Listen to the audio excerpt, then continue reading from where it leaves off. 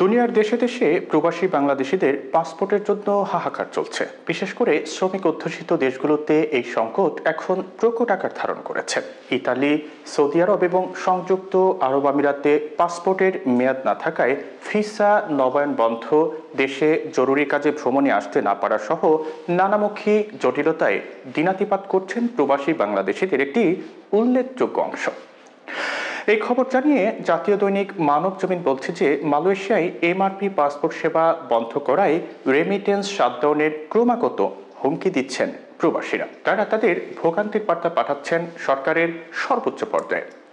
স্বৈরশাসনের নিষ্ঠুর হয়রানি আর নিজ নিজ দেশের কঠোর বিধিনিষেধের ঝুঁকি সত্ত্বেও জুলাই আগস্টের আন্দোলনে নিঃশর্তভাবে সাপোর্ট দেয়া প্রবাসীদের বিষয়ে আগাগোড়ায় সংবেদনশীল অন্তর্বর্তী সরকার কিন্তু কারিগরি কারণে তাদের পাসপোর্ট সমস্যার চটজলদি সমাধান অসম্ভব হয়ে পড়ে।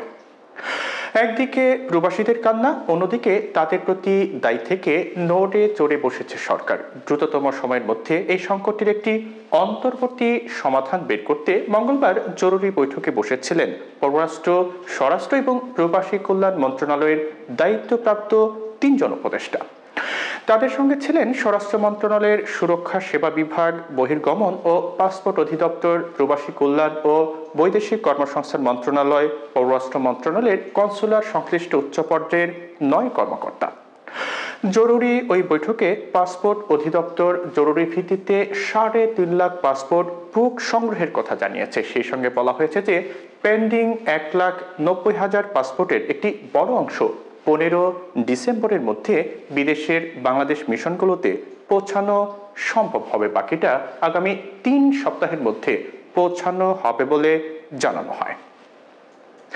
এই অবস্থায় বুধবার দুপুরে প্রবাসীদের সুখবর দিলেন আইন উপদেষ্টা ডক্টর আসিফ নজরুল। তিনি জানিয়েছেন যে ১৫ ডিসেম্বর থেকে প্রবাসীরা এমআরপি পাসপোর্ট পাওয়া শুরু করবেন।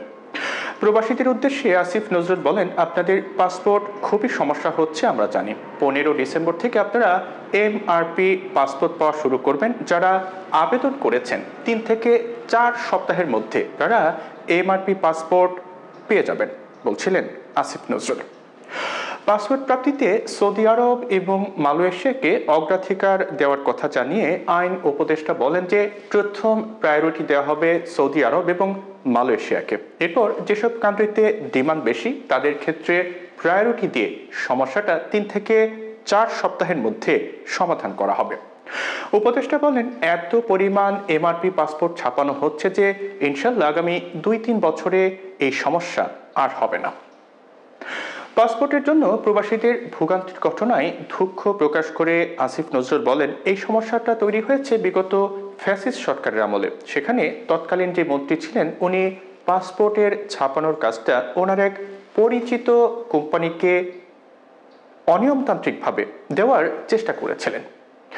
সেই প্রক্রিয়ায় রেজিস্ট্যান্স করতে গিয়ে টেন্ডারিং করতে গিয়ে ১.৫ বছর সময় ক্ষেপণ হয়। পুরো প্রক্রিয়াটা বাতিল করে ফার্স্ট ওয়েতে যাওয়ার জন্য সময় লেগেছে বলছিলেন উপদেষ্টা আসিফ নজরুল।